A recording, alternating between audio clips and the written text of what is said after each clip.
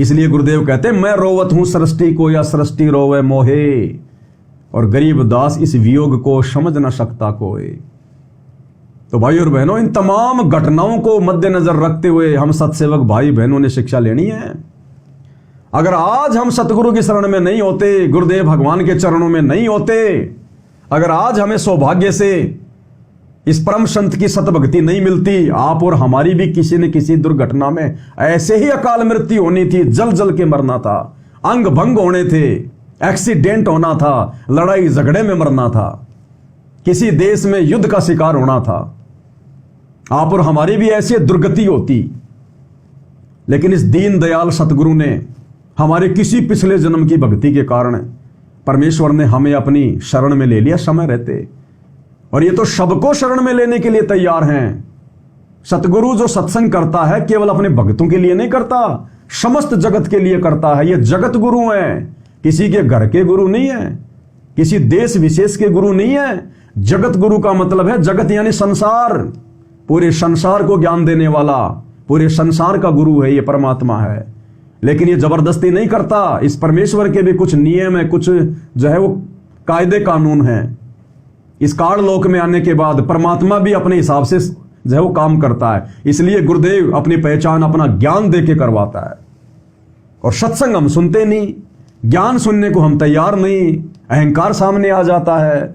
बाबा तो जेल में बैठा हुआ है, बाबा तो फलाना है, बाबा के ऊपर तो फला फला इल्जाम लगे हुए हैं, वो कैसे भगवान हो गया, वो कैसे परम संत हो गया। तो तुम्हारे वाले भगवान तो स्वर्ग में बैठे हैं भाई। चलो हमारा भगवान, हमारा गुरु तो जेल में बैठा है। अरे तुम्हारे भगवान तो सिंहासन पर स्वर्ग में बैठे हैं, श्री विष्णु जी, श्री कृष्ण जी।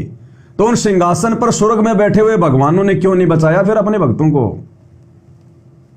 थोड़ा बहुत दिमाग पे जोर डालो। बिना गुरु के भक्ति शुरू भी नहीं होती है, शुरू भी। चाहे तुम कितना ही द्वारिकाधीश के मंदिर में जाओ, तुम कितना ही मस्जिद में, चर्चों में, गुरुद्वारों में जाओ, गुरु तो भक्ति शुरू करने की प्रथम कड़ी है। बिना गुरु के चाहे तुम लाखों रुपये का दान तिरुपति में जाके कर दो, व्यर्थ है। जो तुम्हारे भाग्य में है तुम्हें वही मिलेगा। अगर दान कर रहे हो इन मंदिरों में, मस्जिदों में, चर्चों में नकली बाबाओं को, तो ये धर्म तुम्हें अगले जन्म में मिल जाएगा। कुत्ते बन जाओगे किसी बहुत बड़े सेठ के घर में, गाड़ियों में घूमोगे, रोल्स रॉयल में, बढ़िया बढ़िया खाने को भोजन मिलेगा, सोने को एसी मिलेगी। आज किया हुआ दान धर्म तुम्हें अगले जन्म में मिल जाएगा जानवर की योनि में। लेकिन ये मोक्ष नहीं मिलेगा, तुम्हारे ऊपर आने वाली समस्याएं नहीं टलेंगी। तुम्हारे भाग्य में अगर दुर्गति से मरना है तो वही मृत्यु होगी। ये तुम्हारे प्रेमानंद, तुम्हारे बागेश्वर वाले बाबा, ये दुनिया भर के नकली पाखंडी और ये तुम्हारे ये पत्थरों के भगवान, ये नहीं चेंज कर सकते। चेंज करने वाला केवल एक ही है, पूर्ण ब्रह्म परमेश्वर, सबका बाप, सबका पिता। और भाई वो भी गुरु रूप में धरती पे आता है, सतगुरु रूप में धरती पर आता है। भाई परमात्मा आके क्या करेगा? इंसानों को समझाएगा ना। समझाने के लिए क्या करेगा? गुरु बनेगा। गुरु यानी ज्ञान देगा। और फिर उनके ज्ञान को समझकर उनकी शरण ग्रहण करनी पड़ती है। फिर जो अमर मंत्र वो देंगे, फिर देखना हमारी आपत्तियां कैसे टलेंगी। ये लोक भी सुखी और परलोक भी सुखी। अब ये जितने भी लोग मरे हैं, इन सब की फोटो पे क्या लिखा जाएगा? हमारे स्वर्गवासी पिताजी, हमारी स्वर्गवासी दादी जी। अरे जिनकी यहां इस पृथ्वी लोक पर दुर्गति से मौत हुई है, नरक के जैसी मौत हुई है, जिसका ये लोक सुखी नहीं है, उसका परलोक कहां से सुखी होगा? वो स्वर्ग में कहां से चले जाएंगे? जो यहां पर सुखी नहीं रह पाए, वो दूसरे लोक में जाके कहां से सुखी हो जाएंगे? तो भाई और बहनों, ये सौभाग्य भी इस लोक में, इस गंदे लोक में भी सुखी रहने का। और शरीर छोड़ने के बाद, और भक्तों का शरीर ऐसे नहीं छूटता जैसे इनका छूटा है। सतगुरु ऐसे लेके जाएगा अपने भगत को, पता भी नहीं चलेगा। जिस दिन भगत कहेगा कि गुरुदेव मैं तंग आ चुका हूं, परेशान हो चुका हूं मालिक, अब इस गंदे लोक में मुझे नहीं रहना, ये परमात्मा ले चलो मुझे।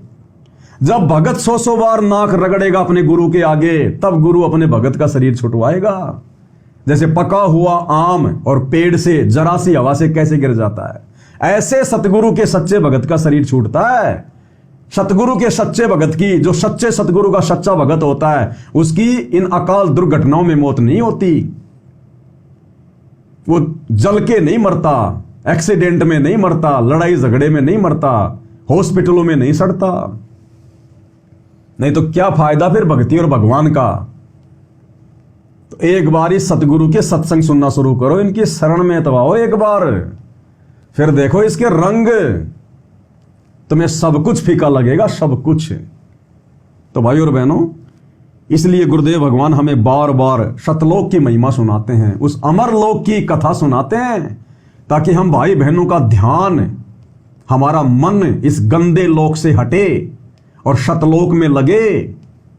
इन घटनाओं के माध्यम से हमारे अंदर एक विशेष चिंतन मनन शुरू होना चाहिए, हमारी हंसी गायब हो जानी चाहिए कि यहां किस बात पे हंसें, किस बात पे मनोरंजन करें।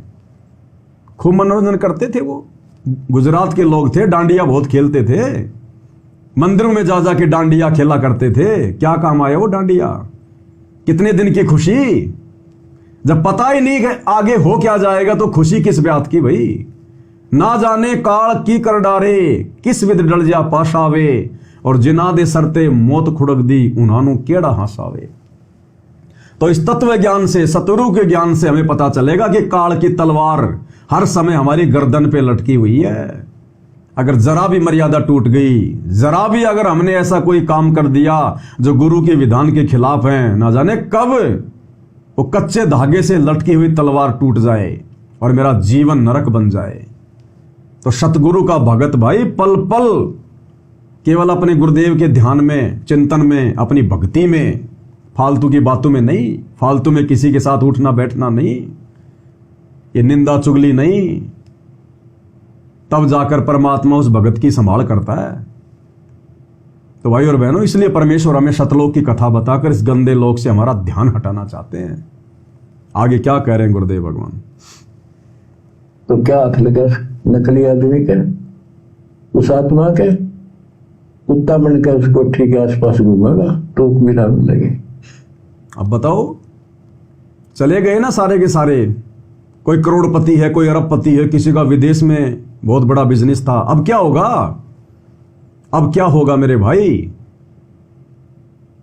अच्छे कर्म किए होते, सत भक्ति की होती, सबसे बड़ा जो अच्छा कर्म होता ना, वो होता है सतगुरु के शरण में आके सत भक्ति करना, ये है सदकर्म। तो यहां भी सुखी रहते, अगला जन्म भी सुधर जाता, तुरंत परमात्मा उसको मनुष्य जन्म दे देता। पहली बात तो घटना टाल देता परमात्मा। अगर फिर भी मर्यादा तोड़ के भक्ति अगर कर रहा होता तो तुरंत परमात्मा उसको मनुष्य जन्म देता, दोबारा से किसी भगत के घर में तुरंत अपनी भक्ति पे लगाता, 84 में नहीं जाने देता, गधा कुत्ता नहीं बनने देता। अब क्या होगा इनके साथ में, यही तो बता रहे हैं गुरुदेव कि अब क्या होगा उस भोले आदमी के साथ में। भाई जिसकी यहां पर ऐसी दुर्गति से मौत हुई है, इसका मतलब उसकी भक्ति खत्म, और जिसकी भक्ति खत्म, जिसकी यहां कोई रक्षा नहीं हुई, तो अब ऊपर जाएगा धर्मराज के दरबार में, वहां क्या रक्षा बनेगी। फिर 84 लाख योनियों में ठोके जाएंगे, गधे कुत्ते सूअर के शरीर मिलेंगे, नरक में ठोका जाएगा, और वापस फिर 84 में आएगा कुत्ता बन के, और अपनी उस फैक्ट्री, उस मकान के आगे वहां बैठेगा, उसको सिक्योरिटी गार्ड उस मकान की छाया में भी नहीं बैठने देगा, जो मकान बनाने के लिए उसने दिन रात काम धंधे में सिर लगा दिया। थोड़ी सी भक्ति भी कर लेता तो जीवन सफल हो जाता। तो ये समझा रहे हैं हमें सतगुरुदेव भगवान कि नालायको, तुम तो कम से कम ध्यान रखना, इन घटनाओं से शिक्षा लेना। ये घटनाएं हमारे दिलो दिमाग में बैठ जानी चाहिए इस प्रकार की। ये दुनिया को नहीं पता है, दुनिया के लिए तो आम बात है। कल को अमेरिका में जहाज गिर जाएगा तो हिंदुस्तान वाला भूल जाएंगे, फिर अमेरिका में ध्यान चला जाएगा, फिर कोई नई घटना घट जाएगी, फिर उस पर ध्यान चला जाएगा। दुनिया को कुछ नहीं है। इस तत्व ज्ञान के बिना आदमी विचार भी नहीं कर सकता, चिंतन भी नहीं कर सकता, शिक्षा निकालना तो बहुत दूर की बात है उन घटनाओं से। तो ये भी परमात्मा भक्तों पे ही रजा करते हैं। तो क्या कह रहे हैं गुरुदेव, अब क्या बनेगी उनके साथ।